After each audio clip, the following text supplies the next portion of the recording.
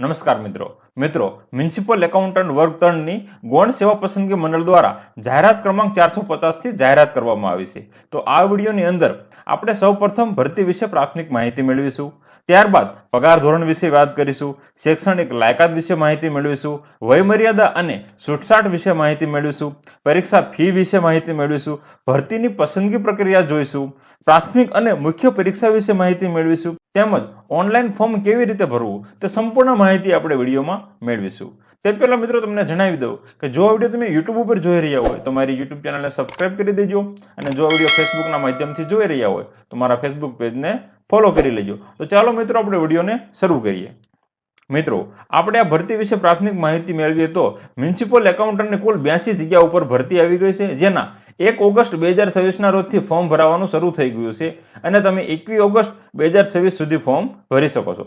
મિત્રો ફોર્મ ભરવા માટે તમારે ઓજસની સત્તાવાર વેબસાઇટ ojas.gujarat.gov.in ઉપર જવાનું રહેશે અને ત્યાં તમારે ફોર્મ ભરવાનું રહેશે। ફોર્મ કેવી રીતે ભરવું તેની આપણે આગળ વિડીયોમાં વાત કરીશું।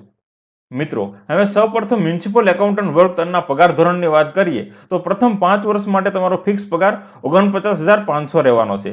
5 વર્ષ પૂર્ણ થયા પછી સરકાર દ્વારા તમારી નિયમિત નિમણૂક કરવામાં આવે ત્યારે લેવલ 7 માં 39,900 થી 1,26,000 સુધી તમારો પગાર કરવામાં આવે છે।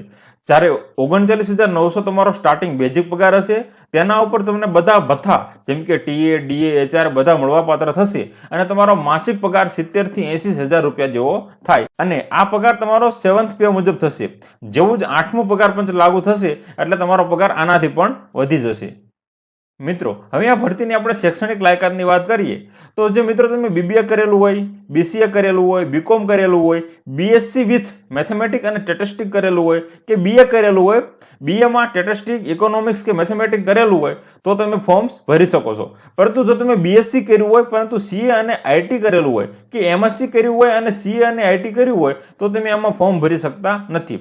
મિત્રો આ શૈક્ષણિક લાયકાત ઉપરાંત તમારી પાસે કમ્પ્યુટરનું બેઝિક નોલેજ હોવું જોઈએ અને ગુજરાતી અથવા હિન્દી ભાષાનું પૂરતું જ્ઞાન હોવું જોઈએ। જો આટલી તમે શૈક્ષણિક લાયકાત ધરાવો છો તો તમે આમાં ફોર્મ ભરી શકો છો। મિત્રો હવે આ ભરતીની વયમર્યાદા અને છૂટછાટ વિશે વાત કરી લઈએ તો મિત્રો સામાન્ય વયમર્યાદા 20 થી 35 વર્ષની છે, એટલે કે જો 21 ઓગસ્ટ 2026 ના રોજ તમારી ઉંમર 20 કે 20 થી વધુ અને 35 કે 35 થી ઓછી હોય તો તમે આમાં ફોર્મ ભરી શકો છો। મિત્રો જો સામાન્ય વર્ગના પુરુષ હોય તો તે 35 વર્ષ સુધી ફોર્મ ભરી શકે છે અને મહિલા હોય તો મહિલાને 5 વર્ષની છૂટછાટ મળે છે, માટે સામાન્ય વર્ગની મહિલા 40 વર્ષ સુધી ફોર્મ ભરી શકે છે। જો અનામત વર્ગની વાત કરીએ એટલે કે ઈડબ્લ્યુએસ, એસસીબીસી, એસસી અને એસટી ની વાત કરીએ તો આ અનામત વર્ગના પુરુષ 40 વર્ષ સુધી ફોર્મ ભરી શકે છે, એટલે કે 35 + 5 વર્ષ એટલે કે 40 વર્ષ સુધી ફોર્મ ભરી શકે છે। જ્યારે મહિલાઓ હોય તો તે 45 વર્ષ સુધી ફોર્મ ભરી શકે છે, એટલે કે અનામત વર્ગની મહિલાને 10 વર્ષની છૂટછાટ મળવાપાત્ર છે। મિત્રો જો દિવ્યાંગ ઉમેદવારની વાત કરીએ તો દિવ્યાંગ ઉમેદવાર 45 વર્ષ સુધી ફોર્મ ભરી શકે છે, પરંતુ કોઈ પણ સંજોગોમાં મહત્તમ વયમર્યાદા 45 વર્ષથી વધુ તો થશે જ નહીં, એટલે કે 45 વર્ષથી વધુની ઉંમરના કોઈ પણ ઉમેદવાર ફોર્મ ભરી શકશે નહીં। તો મિત્રો માજી સૈનિકની વાત કરીએ તો તેમને ફરજનો સમયગાળો એટલે કે જે તેમને નોકરી કરી હોય તે નોકરીનો સમયગાળો પ્લસ 3 વર્ષ આ જે ટોટલ થાય એ ટોટલ તેમની ઉંમરમાંથી બાદ કરવાનો, અને જો તેમની ઉંમર 35 વર્ષથી ઓછી આવે તો તે માજી સૈનિક પણ ફોર્મ ભરી શકે છે। મિત્રો હવે આ ભરતીની પરીક્ષા ફી વિશે વાત કરીએ તો જે બિન અનામત વર્ગ એટલે કે જનરલ કેટેગરીના ઉમેદવાર છે તેમને પ્રિલિમ પરીક્ષા માટે 500 રૂપિયા ફી ભરવાની છે। જો તે મુખ્ય પરીક્ષા માટે ક્વોલિફાય થશે તો તેમને બીજી ફી 500 રૂપિયા ભરવાની થશે।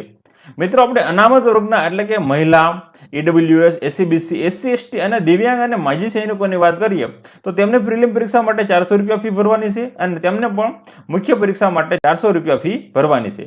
મિત્રો આ ફી તમારે ઓનલાઈન માધ્યમથી જ ભરવાની છે। ફી ભરવા માટે તમે debit card, net banking, UPI ની ઉપયોગ કરી શકો છો અને ફી તમારે 23 ઓગસ્ટ 2026 સુધીમાં ભરી દેવાની છે। 23 ઓગસ્ટ પછી તમારી ફી ભરાશે નહીં। મિત્રો અગત્યનો નિયમ છે કે જો પરીક્ષામાં ઉપસ્થિત રહેનાર તમામ ઉમેદવારને પરીક્ષા ફી પરત કરવામાં આવશે, એટલે કે જો તમે અત્યારે ફી ભરો છો અને પરીક્ષામાં ઉપસ્થિત રહો છો, પરીક્ષા આપો છો તો તમારી પરીક્ષા ફી તમને પરત આપવામાં આવશે। મિત્રો હવે આપણે પસંદગી પ્રક્રિયા વિશે વાત કરીએ તો સૌપ્રથમ પ્રિલિમ પરીક્ષા લેવામાં આવશે। પ્રિલિમ પરીક્ષા હેતુલક્ષી એટલે કે એમસીક્યુ સીબીઆરટી પદ્ધતિથી લેવામાં આવશે। પ્રિલિમ પરીક્ષા ફક્ત સ્ક્રીનિંગ માટે જ હશે, આના માર્ક્સ ફાઇનલ મેરિટમાં ગણવામાં આવશે નહીં। પ્રિલિમ પરીક્ષામાં તમારે લઘુત્તમ 40% ગુણ લાવવા ફરજિયાત છે। જો મિત્રો પ્રિલિમ પરીક્ષામાં તમે સિલેક્ટ થશો તો તમને મુખ્ય પરીક્ષામાં બેસવા દેવામાં આવશે, જે મુખ્ય પરીક્ષા વર્ણનાત્મક પેપર હશે, એટલે કે કુલ જગ્યાના 7 ગણા ઉમેદવારને મુખ્ય પરીક્ષામાં બેસવા દેવામાં આવશે। મુખ્ય પરીક્ષાના આધારે એક ફાઇનલ મેરિટ લિસ્ટ તૈયાર કરવામાં આવશે। જો તમે ફાઇનલ મેરિટ લિસ્ટમાં આવો છો તો ત્યારબાદ તમને ડોક્યુમેન્ટ વેરિફિકેશન માટે બોલાવવામાં આવશે અને ડોક્યુમેન્ટ વેરિફિકેશનમાં તમે સફળ થાવશો તો તમને નિમણૂક ઓર્ડર એટલે કે તમને નોકરી આપવામાં આવશે। મિત્રો હવે આપણે પ્રિલિમ પરીક્ષા પદ્ધતિ વિશે વાત કરીએ તો કુલ 150 ગુણનું પેપર હશે અને 2 કલાકનો સમય હશે। બધા જ પ્રશ્ન હેતુલક્ષી એટલે કે મલ્ટિપલ ચોઇસ ક્વેશ્ચન MCQ રહેવાના છે અને દરેક સાચા જવાબે તમને 1 ગુણ આપવામાં આવશે। જો તમારો એક પ્રશ્ન ખોટો પડે છે તો 0.25 ગુણ તમારા કાપવામાં આવશે, એટલે કે માઇનસ પદ્ધતિથી માઇનસ કરવામાં આવશે। મિત્રો હવે આપણે મુખ્ય પરીક્ષા વિશે વાત કરીએ તો મુખ્ય પરીક્ષાની અંદર 2 પેપર રહેવાના છે, જેમાં પહેલું પેપર હશે ભાષા જ્ઞાન એટલે કે ભાષાનું રહેવાનું છે। તેની અંદર ગુજરાતી અને અંગ્રેજી 50-50 ગુણના એમ 100 ગુણનું પેપર રહેશે અને તમારો પાસે 3 કલાકનો સમય હશે। 3 કલાકની અંદર તમારે 100 ગુણનું પેપર પૂરું કરવાનું છે। અને જો એના લેવલની વાત કરીએ તો ધોરણ 12 લેવલનું આ પરીક્ષા પૂછવામાં આવશે।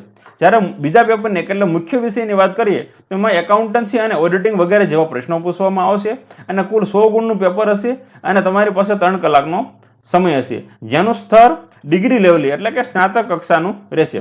મિત્રો બંને પેપરમાં હાજર રહેવું ફરજિયાત છે અને લઘુત્તમ પાસિંગ માર્ક દરેક પેપરના 40% છે, એટલે 2 પેપરમાં તમારે મિનિમમ 40 માર્ક્સ લાવવા ફરજિયાત છે। મિત્રો હવે આપણે આમાં અરજી કરવાની રીત જોઈએ કે જો તમારે ફોર્મ ભરવું છે તો ફોર્મ કેવી રીતે ભરવું। મિત્રો ફોર્મ ભરવા માટે તમારે સૌપ્રથમ જે ઓજસની ઓફિશિયલ વેબસાઇટ છે ojas.gujarat.gov.in પર જવાનું છે અને એપ્લાય નાવ પર ક્લિક કરવાનું છે। એપ્લાય નાવની અંદર તમને ગૌણ સેવાના મ્યુનિસિપલ એકાઉન્ટન્ટ વર્ગ 3ની ભરતી દેખાશે, તેની પર તમારે સિલેક્ટ કરવાનું છે અને ત્યાં પર્સનલ અને એજ્યુકેશનલ ડિટેલ તમારે ધ્યાનપૂર્વક ભરવાની છે। બધી વિગતો ભરી દો અને સેવ ઉપર ક્લિક કરશો એટલે તમારો એપ્લિકેશન નંબર જનરેટ થશે। એપ્લિકેશન નંબરનો ઉપયોગ કરીને તમારે ફોટોગ્રાફ અને સિગ્નેચર અપલોડ કરી દેવાની છે। ફોટોગ્રાફ અને સિગ્નેચરની સાઇઝ 15 KB થી ઓછી રાખવાની છે, જેથી તમારો ફોટો આરામથી અપલોડ થઈ જશે। ફોટો અને સિગ્નેચર અપલોડ થઈ જાય પછી તમારે તમારી અરજીને કન્ફર્મ કરી દેવાની છે અને કન્ફર્મ થઈ જાય પછી તમારે એની પ્રિન્ટ કાઢી લેવાની છે અને તમારે લાગુ પડતી ફી પણ ભરી દેવાની છે। ફી ભરી દીધા પછી તમારે તમારી અરજીની પ્રિન્ટ અને ફી ભર્યાની પહોંચની પ્રિન્ટ કાઢી લેવાની છે અને તેને સાચવીને રાખવાની છે।